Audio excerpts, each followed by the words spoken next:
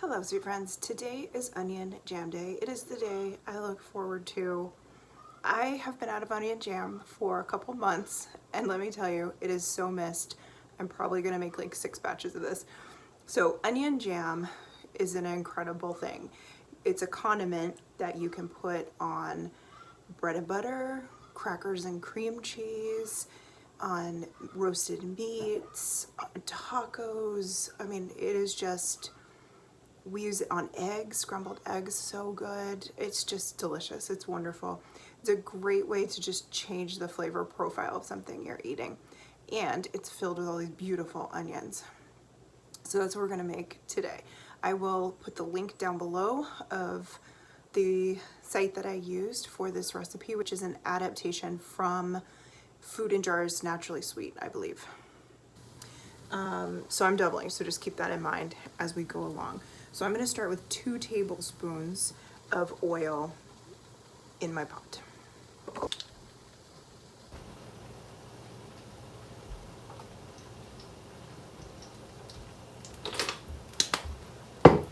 Add to that 6 cups of diced onion.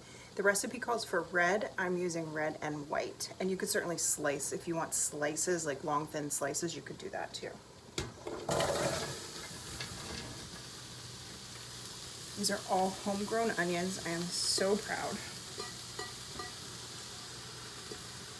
Last year I'd used farmer's market onions, so I'm really happy about this.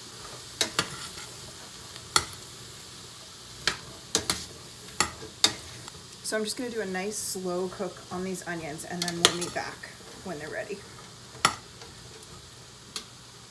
I think I said 6 cups. I meant 6 pounds of onions. The recipe calls for 3 pounds. This is 6 pounds. All right, let's see if we can see within the steam.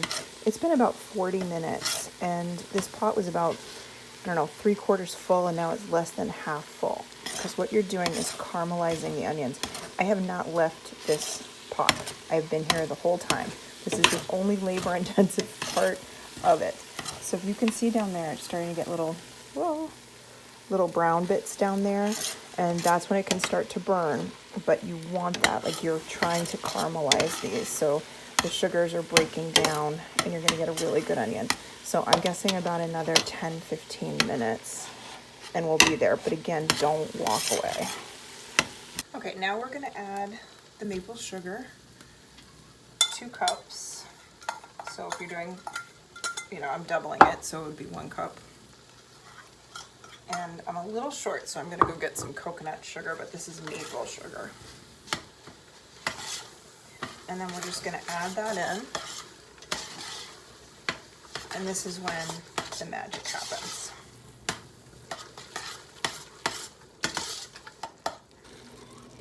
Look at that. That's just the sugar and the onions.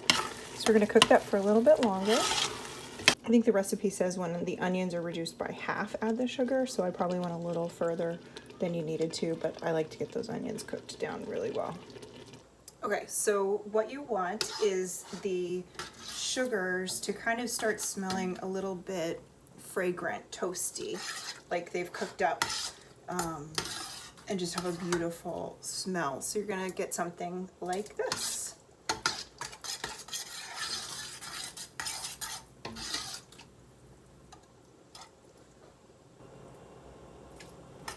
It smells so good.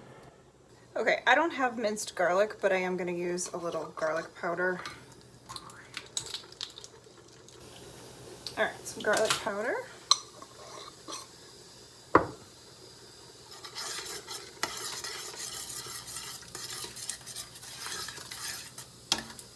And then you're gonna add your vinegar. So it's 1.5 cups for 1 batch, and I'm gonna do 3 cups for a double. And don't inhale this when you, don't put your head over the pot, because it is, like, you just don't want to breathe in vinegar ever. 2, 3. 4 tablespoons of a bottled lemon juice.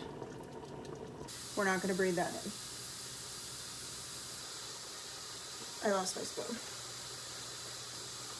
I lost my spoon. Oh my god. That was hot.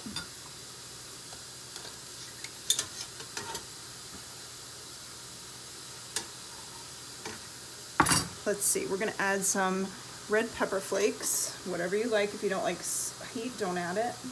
I like heat. Gonna add a little pepper.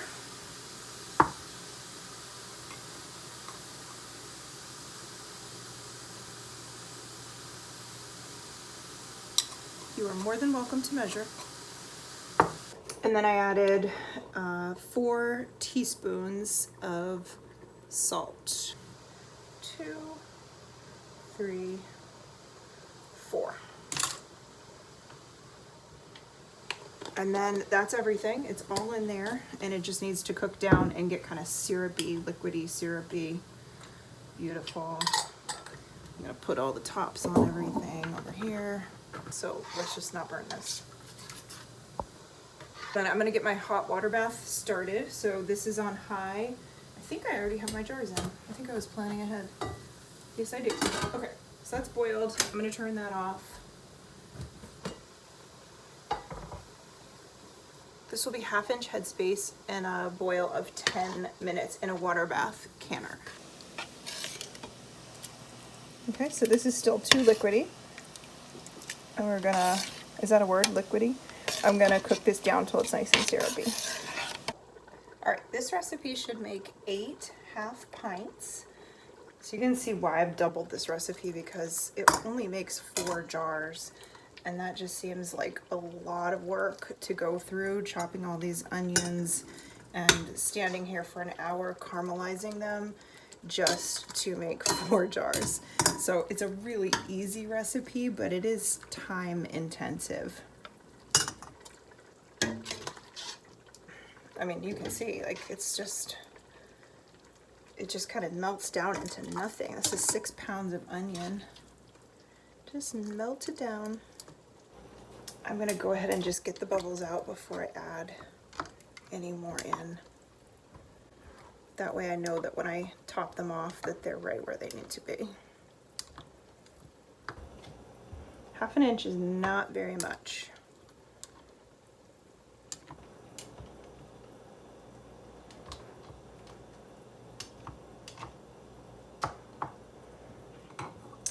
So when you're using this little tool, you would rest it here for 1 inch, here for 3/4 of an inch. You see that? 1 inch, 3/4 of an inch, 1/2 inch, 1/4 inch. And you just basically rest it. So the 1/2 inch is right here in the middle. So what I usually do is I just have a spoon ready to go, and I put this here. That one's perfect. This one needs a little bit. And you just want the contents of the jar just to hit the top of that little tooth. The next thing is to wipe the jars. I just dip this usually in the hot water that I have in the water bath. Give it a nice clean edge to get that lid to stick to. If you ever feel like you've dropped some over the sides, you want to wipe those sides too. It's not just the top, because you're going to have the band around the sides. If you have some food in there, you might not get a good seal. So if you've ever been like super sloppy, you just go around the edges as well. Okay. You used to have to soak these in boiling water. They no longer say that you need to do that, that it's absolutely safe to do that without. So actually don't do that anymore, but I used to swear by that. And then just finger tight. My trick is don't put your pinky down. Turn it without putting your pinky on there. I learned that from Small Measure. You can find Small Measure on Instagram.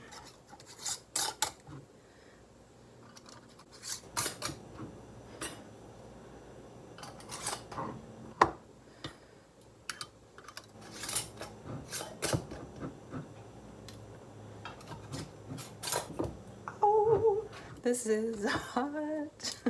This one is really hot. Okay.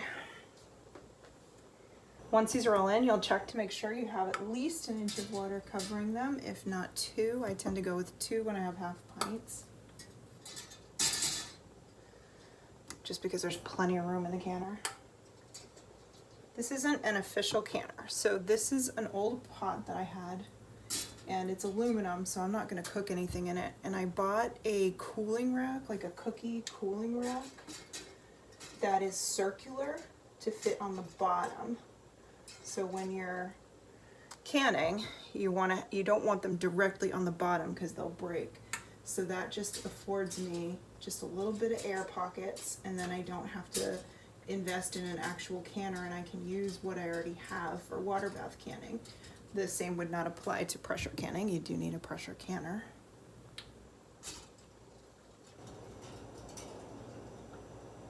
Peek in there, you can kind of see what I mean about that cooling rack. It's just a circle that fits right in this pot. It's a nice tall pot, so it fits my quart jars nicely. I can barely make that inch of water over the top of the quart jars, but it just makes it. And then I'm going to put the lid on. When this comes up to a rolling boil, we start the timer for 10 minutes. All right, you all, that's onion jam day. It is delicious. Go make some. If you want a holiday gift, this is the one. And the other one is holiday jam, but I won't be making that until cranberries are for sale. So thanks for being here. Appreciate you.